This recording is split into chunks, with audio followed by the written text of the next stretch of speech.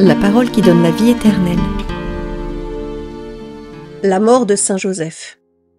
Tome 1, chapitre 42. Je vois l'intérieur d'un atelier de menuisier. J'ai l'impression que 2 des murs sont formés de parois rocheuses, comme si on avait profité de grottes naturelles pour en faire les pièces d'une maison. Plus précisément, ce sont les côtés nord et ouest qui se présentent ainsi, tandis que les 2 autres, sud et est, sont enduits de plâtre comme les nôtres. Au nord, on a profité d'une excavation dans la roche pour y créer un foyer rudimentaire où se trouve une petite marmite avec du vernis ou de la colle, je ne vois pas bien. Le bois, qui a brûlé pendant des années à cet endroit, a tellement noirci la paroi qu'elle en paraît goudronnée. Un trou dans la muraille, surmonté d'une sorte de grosse tuile courbe, essaie de faire office de cheminée pour aspirer la fumée du bois. Mais elle doit avoir du mal à jouer son rôle, car les autres parois sont aussi noircies par la fumée, et même en ce moment, un nuage épais a envahi la pièce. Jésus travaille à un établi de menuisier. Il est en train de raboter des planches qu'il dresse contre le mur derrière lui. Ensuite, il attrape une sorte de tabouret serré entre les 2 mâchoires d'un étau, le dégage, regarde si le travail est au point, le mesure à l'équerre dans tous les sens. Puis il va à la cheminée, prend la marmite, y plonge un bâtonnet ou un pinceau, je ne sais. Je n'en vois que la partie qui dépasse et ressemble à un bâtonnet. Le vêtement de Jésus est couleur noisette foncée. Sa tunique est assez courte et les manches sont retroussées au-dessus du coude. Il porte par devant une sorte de tablier sur lequel il s'essuie les doigts après avoir touché la marmite. Il est seul. Il travaille activement, mais avec calme. Aucun mouvement désordonné, aucune impatience. Il est précis et appliqué à son travail. Il ne s'énerve de rien. Ni d'un nœud dans le bois qui ne se laisse pas raboter, ni d'un tournevis, me semble-t-il, qui tombe 2 fois de l'établi, ni de la fumée qui doit lui irriter les yeux. De temps en temps, il lève la tête et regarde vers la paroi sud, où il y a une porte fermée, comme s'il écoutait. À un certain moment, il va ouvrir une porte qui se trouve dans le mur vers l'est et donne sur la rue. Je vois un bout de ruelle poussiéreuse. On dirait qu'il attend quelqu'un. Puis il retourne au travail. Il n'est pas triste, mais sérieux. Il referme la porte et se remet à son établi. Pendant qu'il est occupé à façonner quelque chose qui me semble être des pièces de cercle d'une roue, sa mère entre par une porte qui se trouve sur le mur au sud. Elle arrive en toute hâte et court vers Jésus. Elle porte un vêtement bleu foncé et rien sur la tête. Une simple tunique serrée à la taille par un cordon de même couleur. Elle appelle son fils d'une voix anxieuse et lui pose les 2 mains sur le bras en un geste de supplication douloureuse. Jésus la caresse en lui mettant le bras sur l'épaule et la réconforte. Puis, abandonnant aussitôt son travail et enlevant son tablier, il part avec elle. Je pense que vous voudriez savoir aussi les paroles échangées. Bien peu de la part de Marie. « Oh Jésus, viens, viens, il se sent mal. » Elle le dit avec un tremblement des lèvres, et des larmes brillent dans ses yeux rougis et fatigués. Jésus ne répond que « Maman. » mais ce mot contient tout. Ils entrent dans une pièce voisine, toute riante du soleil qui pénètre par une porte entr'ouverte, sur un jardinet baigné de lumière et rempli de verdure. Des colombes volent au milieu des claquements du linge étendu à sécher. C'est une pièce pauvre, mais bien rangée. Il y a une couche basse couverte de petits matelas. Je dis petits matelas car c'est quelque chose d'épais et de doux. Mais ce n'est pas un lit comme le nôtre. Joseph y est étendu, la tête appuyée sur plusieurs oreillers. Il est mourant. On le voit clairement à son visage d'une pâleur livide, à son œil éteint, à sa poitrine haletante et à l'abandon de tout le corps. Marie se place à sa gauche, prend sa main calleuse et livide jusqu'aux ongles.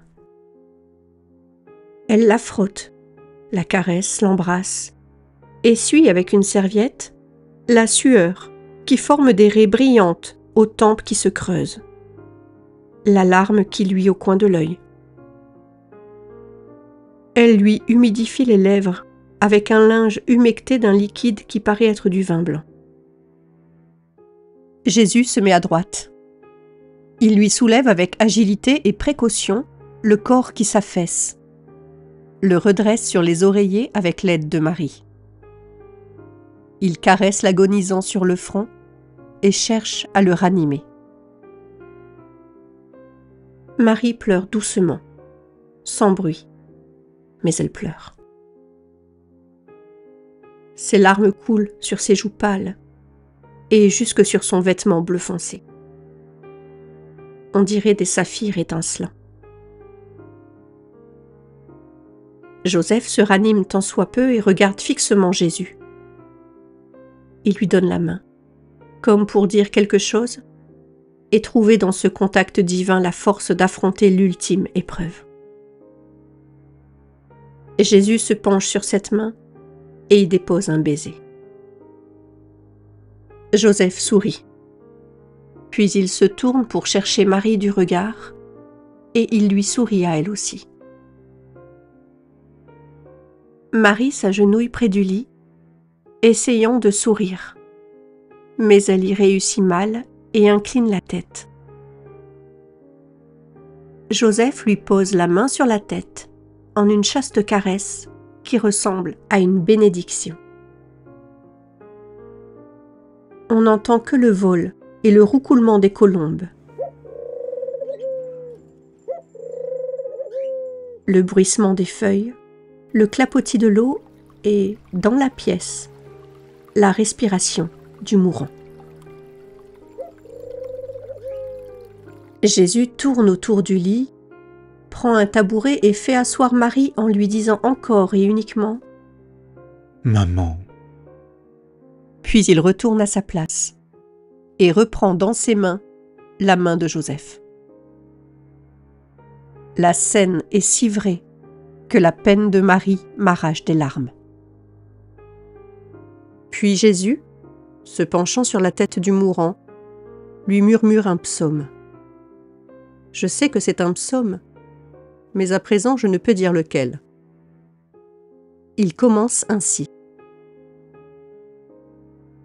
Garde-moi, mon Dieu. J'ai fait de toi mon refuge. Pour le bien des saints qui sont sur sa terre, il a accompli admirablement mes désirs. Je bénis le Seigneur qui me conseille. Je garde le Seigneur devant moi sans relâche. Il est à ma droite.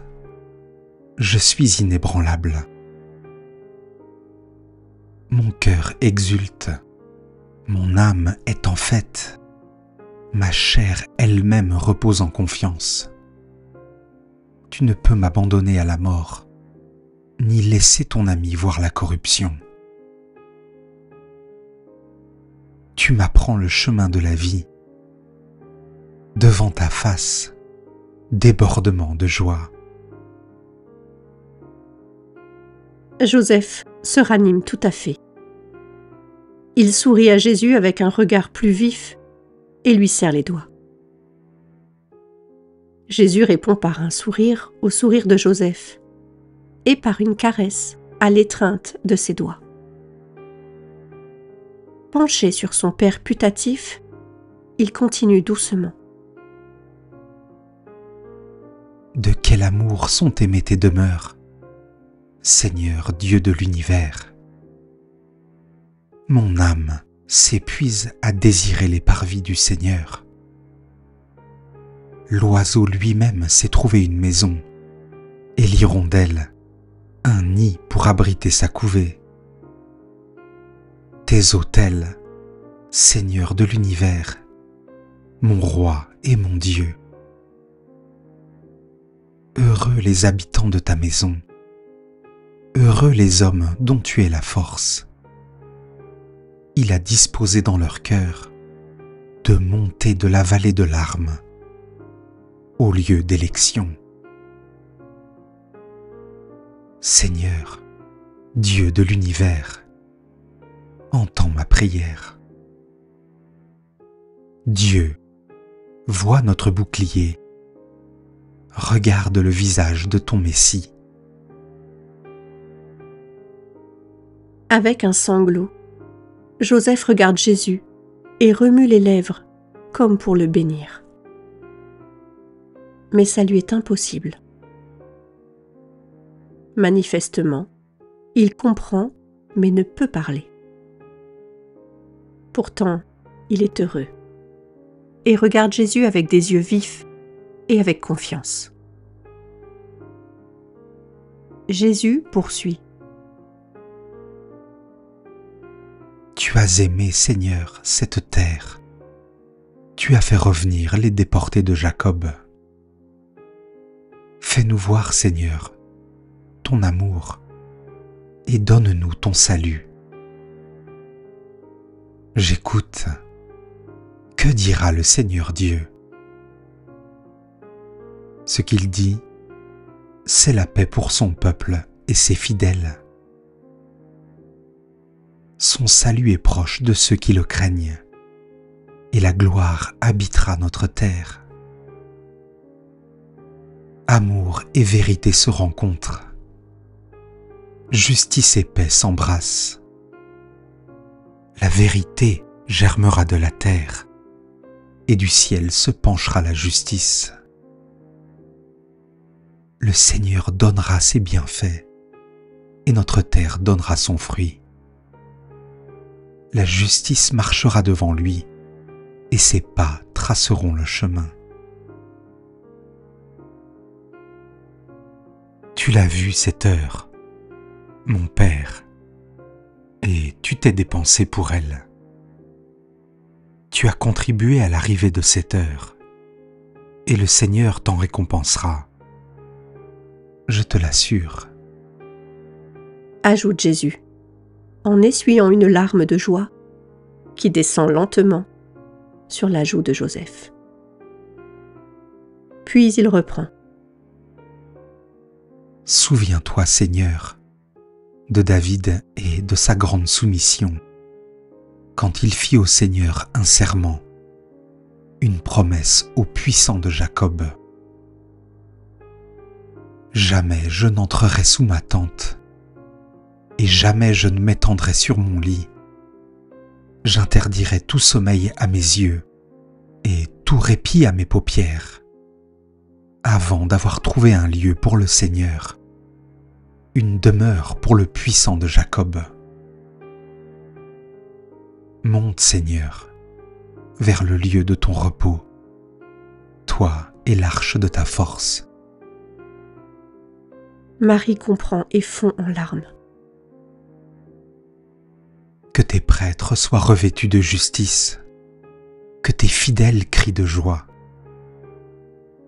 Pour l'amour de David, ton serviteur, ne repousse pas la face de ton Messie. Le Seigneur l'a juré à David, et jamais il ne reprendra sa parole. C'est un homme issu de toi que je placerai sur ton trône. car le Seigneur a fait choix de Sion. Là, je ferai germer la force de David. Pour mon Messie, j'ai allumé une lampe. Merci mon Père, en mon nom et en celui de ma mère. Tu as été pour moi un Père juste, et l'Éternel t'a confié la garde de son Christ et de son arche sainte. Tu as été le flambeau allumé pour lui, et pour le fruit d'un sein sanctifié, tu as eu des entrailles de charité. Va en paix, mon Père. Ta veuve ne restera pas sans secours. Le Seigneur a tout disposé pour qu'elle ne reste pas seule. Je te le dis, pars en paix au lieu de ton repos. Marie pleure, le visage penché sur les couvertures. On dirait des manteaux. Étendus sur le corps de Joseph qui se refroidit. Jésus s'empresse de lui rendre les derniers services, car sa respiration se fait plus difficile, et son regard se voile. Heureux qui craint le Seigneur, qui aime entièrement sa volonté. À jamais se maintiendra sa justice. Lumière des cœurs droits, il s'est levé dans les ténèbres. Homme de justice, de tendresse et de pitié. Toujours on fera mémoire du juste. À jamais se maintiendra sa justice. Sa puissance grandira et sa gloire. Tu l'auras cette gloire, mon Père. Je viendrai bientôt t'amener, en compagnie des patriarches qui t'ont précédé, à la gloire qui t'attend. Que ton esprit exulte à ma parole. Quand je me tiens sous l'abri du Très-Haut et repose à l'ombre du Puissant, c'est là que tu te trouves, mon Père. C'est lui qui te sauve des filets du chasseur et de la peste maléfique. Il te couvre et te protège. Tu trouves sous son aile un refuge. Sa fidélité est une armure, un bouclier. Tu ne craindras pas les terreurs de la nuit. Le malheur ne pourra te toucher. Il donne mission à ses anges de te garder sur tous tes chemins. Ils te porteront sur leurs mains pour que ton pied ne heurte pas les pierres. Tu marcheras sur la vipère et le scorpion. Tu écraseras le lion et le dragon. Puisqu'il s'attache à moi, je le délivre. Il m'appelle et moi je lui réponds. Je suis avec lui dans son épreuve. Je veux le libérer, le glorifier. De longs jours je veux le rassasier, et je ferai qu'il voie mon salut. Et il te fera entrer dans l'autre vie, par le salut qui maintenant te réconforte, et qui viendra rapidement, je te le répète, te serrer en une étreinte divine, et t'emporter avec lui, à la tête de tous les patriarches, là où est préparée la demeure du juste de Dieu, qui fut pour moi un Père béni.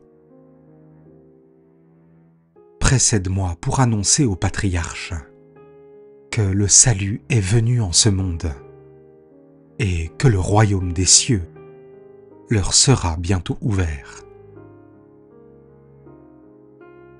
Va, mon Père, que ma bénédiction t'accompagne. Jésus a élevé la voix pour atteindre l'esprit de Joseph, qui s'enfonce dans les nuées de la mort. La fin est imminente. Le vieillard ne respire plus qu'avec effort. Marie le caresse. Jésus s'assied sur le bord du lit. Il entoure et attire à lui le mourant, qui s'affaisse et s'éteint paisiblement. La scène est emplie d'une paix solennelle. Jésus recouche le patriarche et embrasse Marie qui, au moment suprême, s'était approchée de Jésus avec une angoisse déchirante.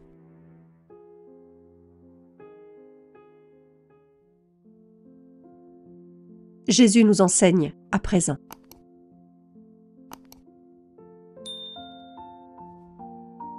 À toutes les femmes que frappe une douleur torturante, j'enseigne à imiter la manière dont Marie a vécu son veuvage en s'unissant à Jésus. Ceux qui s'imaginent que Marie n'a pas souffert de peine de cœur sont dans l'erreur. Ma mère a souffert, sachez-le bien, saintement, puisqu'en elle tout était saint, et profondément.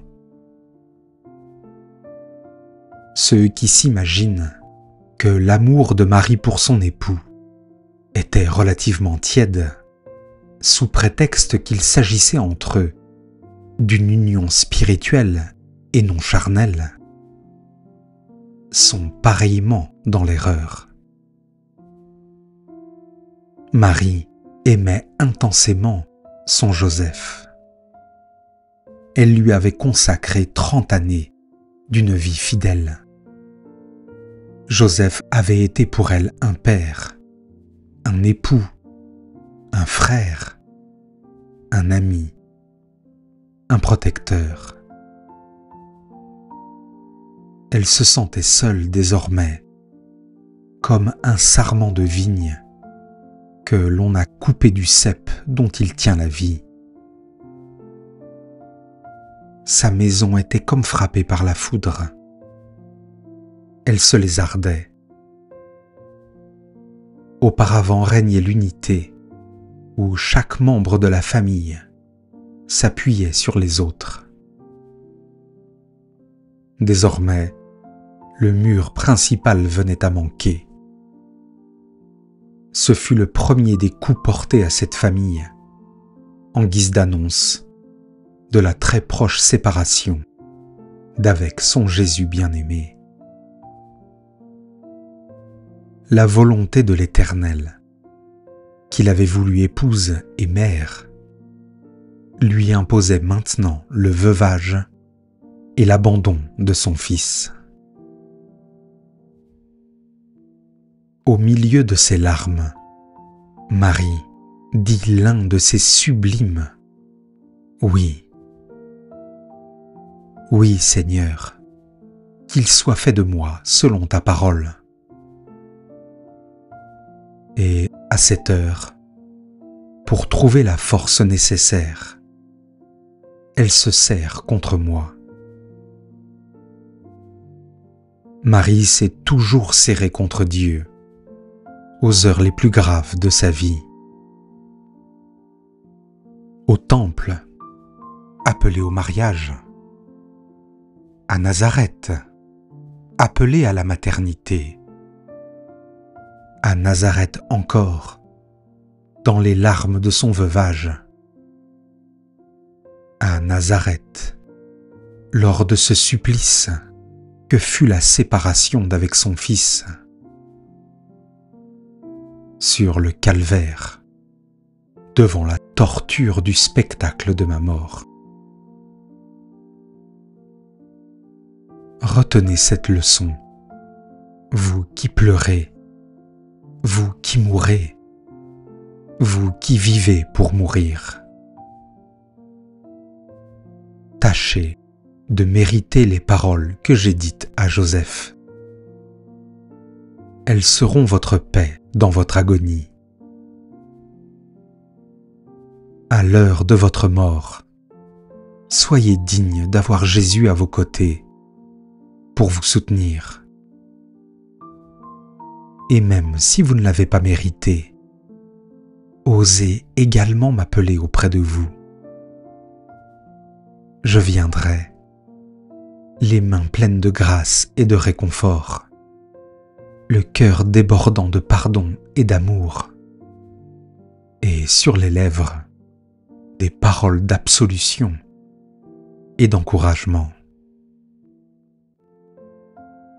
La mort perd toute âpreté lorsqu'elle survient entre mes bras.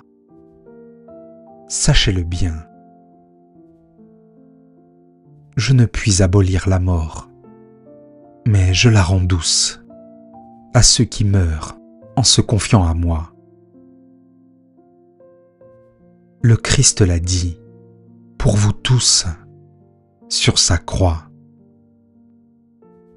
Seigneur, je remets mon esprit entre tes mains. Dans sa propre agonie, il l'a dit en pensant à vos agonies, à vos terreurs, à vos erreurs, à vos craintes, à vos désirs de pardon.